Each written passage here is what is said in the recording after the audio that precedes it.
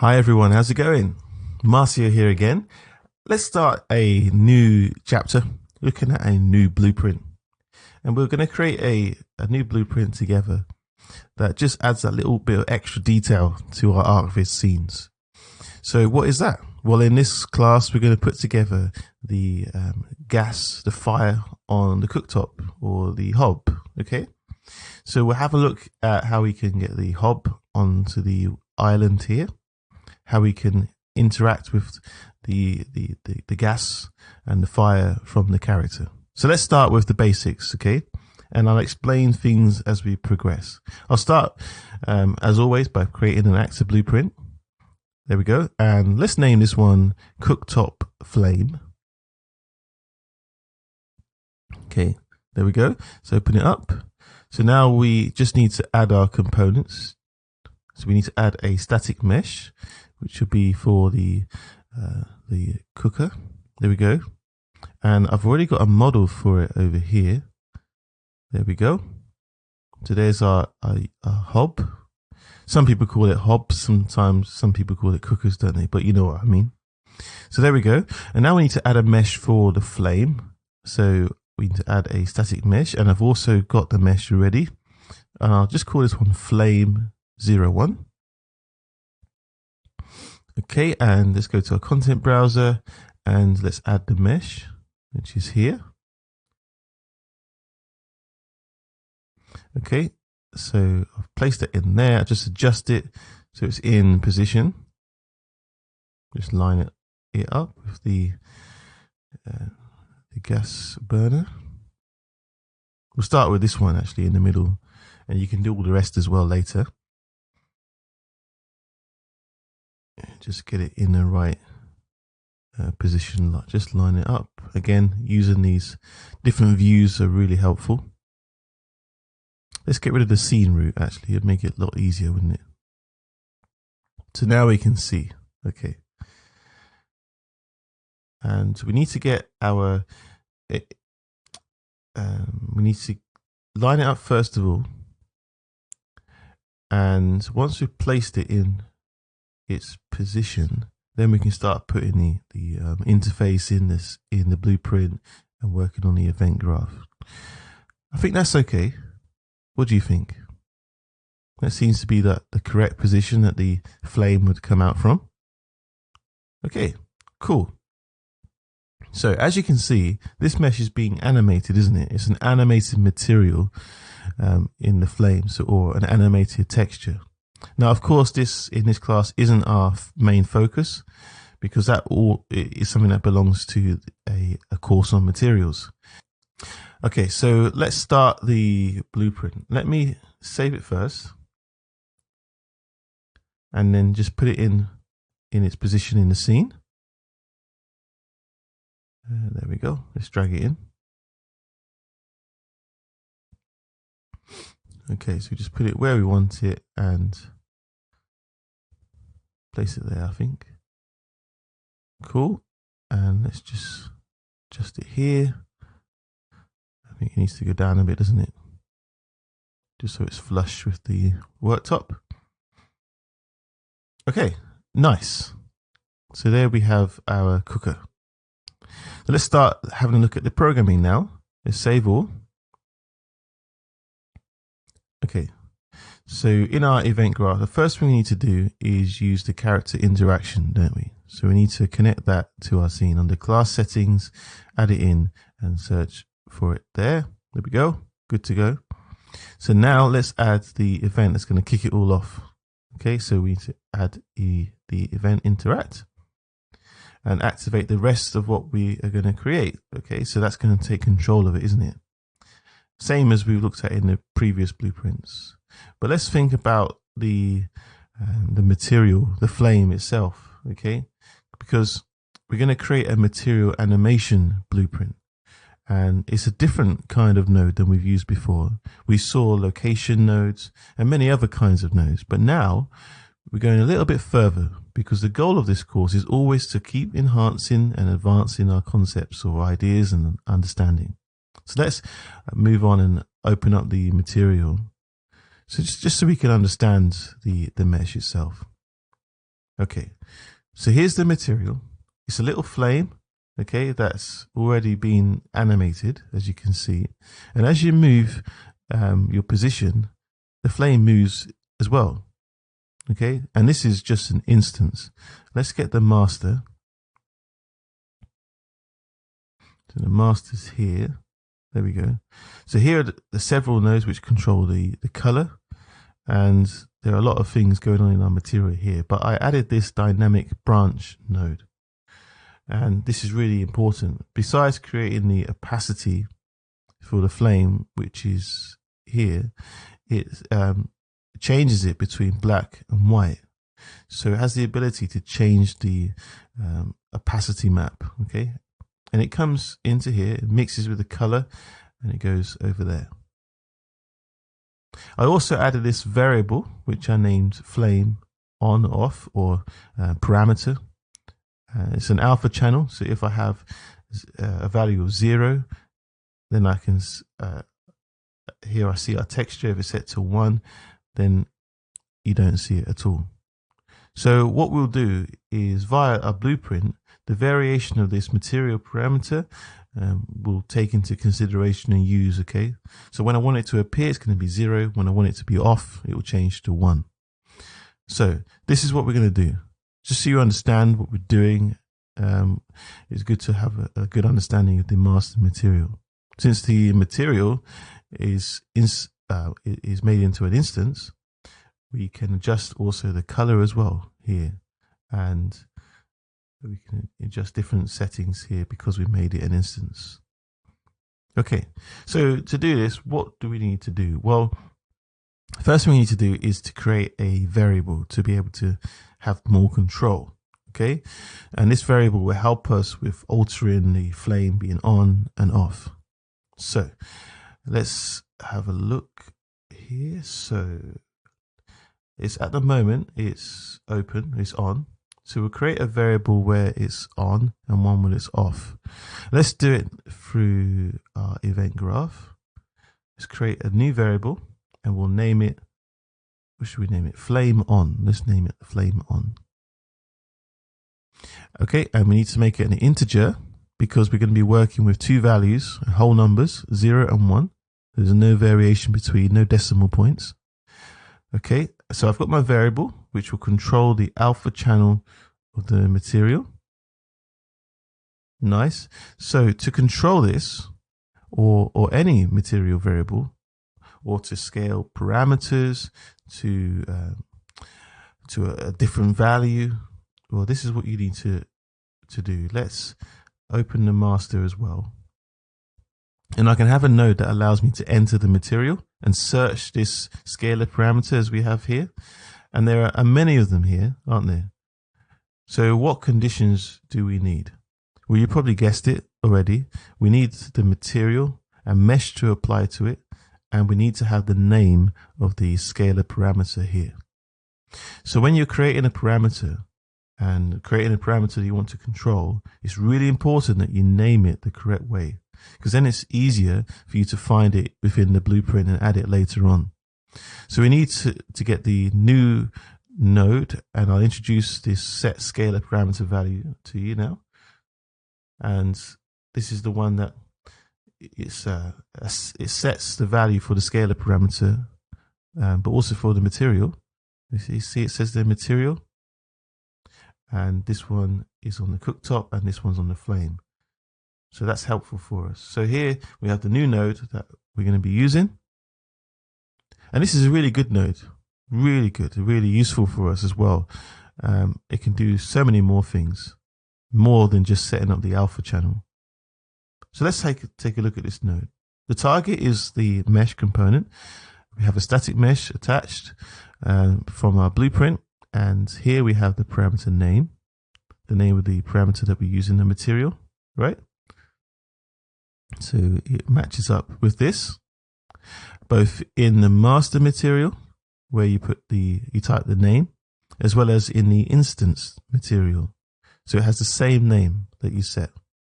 So I need this name. I can type it here, or I can come over here and type it in there.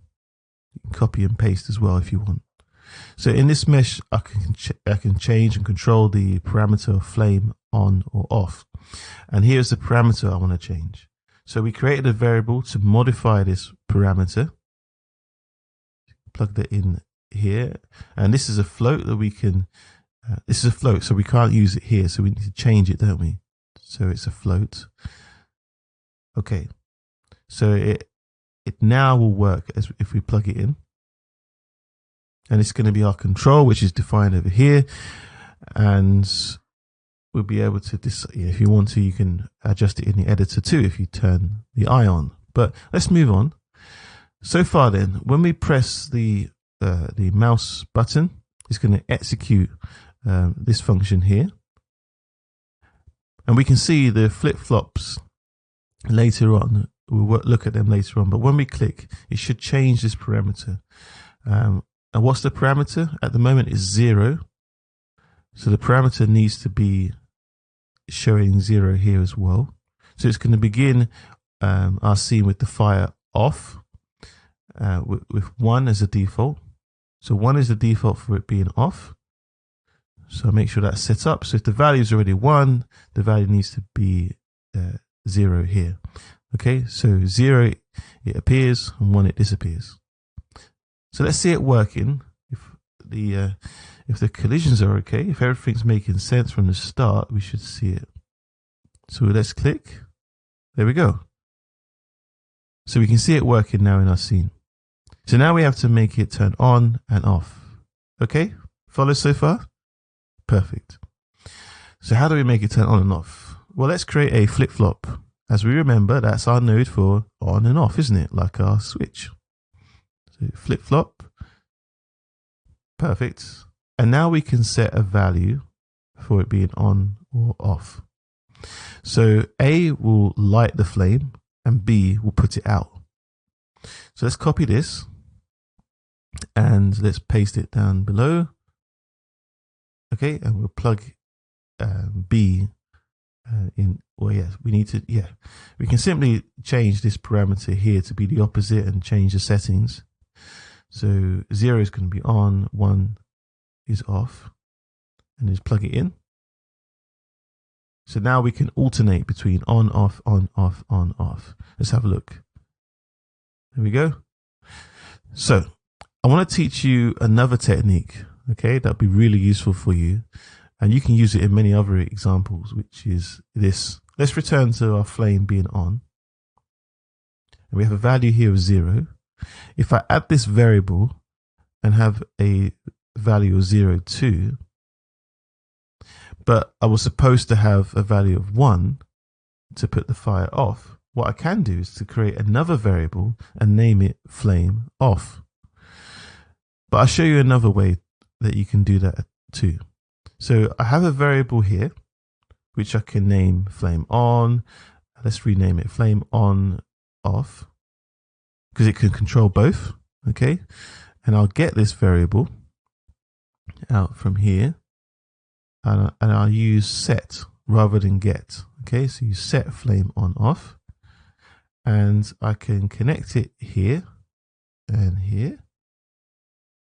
Okay. So what I want to do here is when I click the mouse that the flame goes this way, or the flow goes this way, sorry, I set the variable to 0. And if I set this value to 0, this variable will be set to 0, right? Now, I can even do this. You see how I've done that? Connected the two.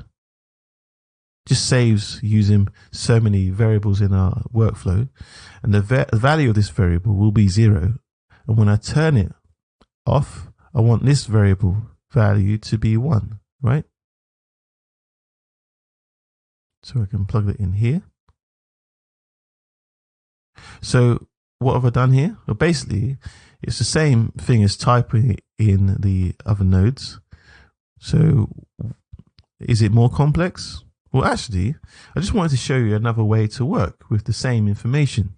Just so you're aware of different methods and you choose which one makes more sense to you. Changing variable values in the middle of the flow, in the flow control, might be the way that you want to work. Okay, It might be more easier for you to understand what's going on. Okay. So that's how you can do it, by adding the variable here and choosing set. Okay. And if that helps you, then go for it.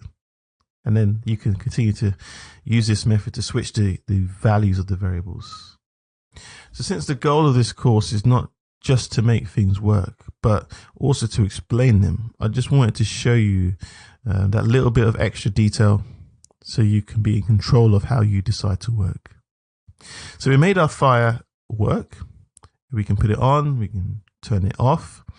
Now let's zoom in, light it up. Nice. So it's simply lighting and putting out the fire, isn't it? On and off, or switching it on or off, visible, invisible. And this is what we're doing with our material. But we can give it a little bit more sophistication. Okay, we can give the fire the initial spark. You know, when you turn your gas on, you try and ignite the flame, it makes a ticking sound, doesn't it? And then it lights up. So it's trying to connect with the gas, isn't it? It's trying to light or ignite. So just as we did with the water and the tap when we adjusted the scale, we can also do the same with the flame. We can set a scale for it. So to make our blueprint more realistic, we can apply the same here. So let's do that. Let me show you how we'll do that. Let's move this over here. And what we're going to do is we'll create a timeline. And this timeline we'll use for the fire and the scale of the fire. So let's add a timeline here. And we'll name it flame scale. Okay, and it's going to play from the start. Now I'll create a float and put my key at the beginning. It's a quick animation, just a fraction of a second. And it's just to add that extra effect or extra realism to the scene. Of course, you're familiar with how this timeline works by now. I'm going to set it to 0.15 for this one. And so it goes up to 1 in scale as well. So we don't want it to start from 0 because it doesn't start from 0. It starts here, doesn't it? It starts at the tip of the it starts at the tip there, not at the beginning. So you just need to work out at what point will it come out or start to appear. Let's have a look. Not 0.5. Let's try a bit bigger, maybe 0.6. Okay. This might be fine, actually. Of course, if you want to increase it, do so. I'm just going to give you the basic principles here. So let's just make sure we set it back to invisible. This flame is going to start at 0.6. It's going to be a split second. My curve was going to go from 0.6 to 1, then back to off, okay? From 0.6 to 0. So we've adjusted our curve there. And let me add the name it scale. And I'll use the same node as we used to create the water tap, set relative scale 3D. And we've got one labeled with the flame. Cool. And then I'm going to multiply it here. So this float is the vector kind, but as we saw in another class, when I multiply a float by a vector, it multiplies in all axes, okay, using the same value from here. All right. So there we go. And if I want to put the fire out, then I need to reverse the animation. So it's going to come here in this flip-flop, put on the fire. Now I need to connect it to do the reverse of the animation. Let's press play and see how it works. Okay, see that scale? Nice. I think you can be even quicker actually. So let's adjust the length of the animation, maybe 0.05 to maybe 0.08 actually. I know it's a tiny detail, but you know, we've got the ability to adjust things like this to get it just right. There we go. I think that looks good now. Nice. So that's it. So we saw a brand new node in this class, didn't we? Which controls material parameters, a really nice one. We also reviewed this technique for controlling variables in the flow, different ways of working with them, using the set as well. And of course, you feel free to use whatever you want. And this part here is basically what we saw in the class on creating the tap. So we continue to use knowledge that we've gained and use it with enhanced information with the materials. So there we go. I think that's it for our class now, and our blueprint is ready.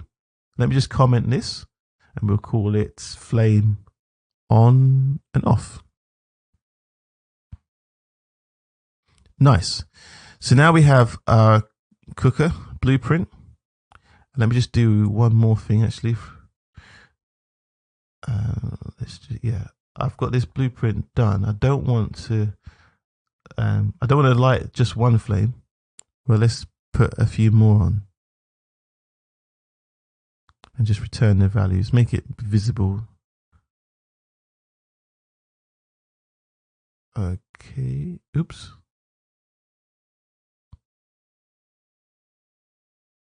So I want to light this other burner as well over here. So what you can do, if you want to do that, then you can just copy it, hold down Alt and drag it across.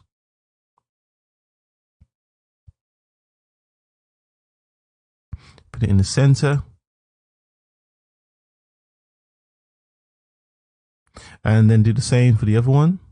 Adjust the scale to 0.6. Oh, I didn't copy it, did I?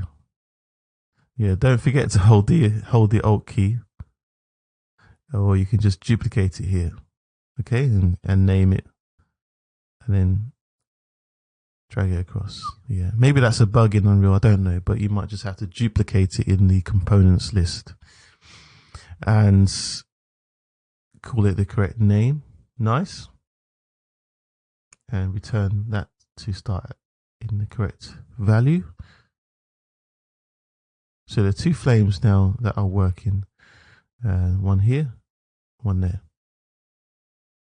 Okay, so what I need to do is basically the same setup as before. I don't need to do anything here, so everything's going to work for flame 1. I just need to bring in flame 2 simply by adding it there and there. Okay. So it knows which flames to turn on. That was easy, wasn't it? Let's test it. There we go. So now they both turn on. But something's wrong here. I need to add this here as well. I've forgotten that. Let's try it again. Okay, so now it's working nice. It wouldn't disappear before. It only went smaller, so. But there we are. That's it for this class. I hope you enjoyed it, and we'll see you in the next one.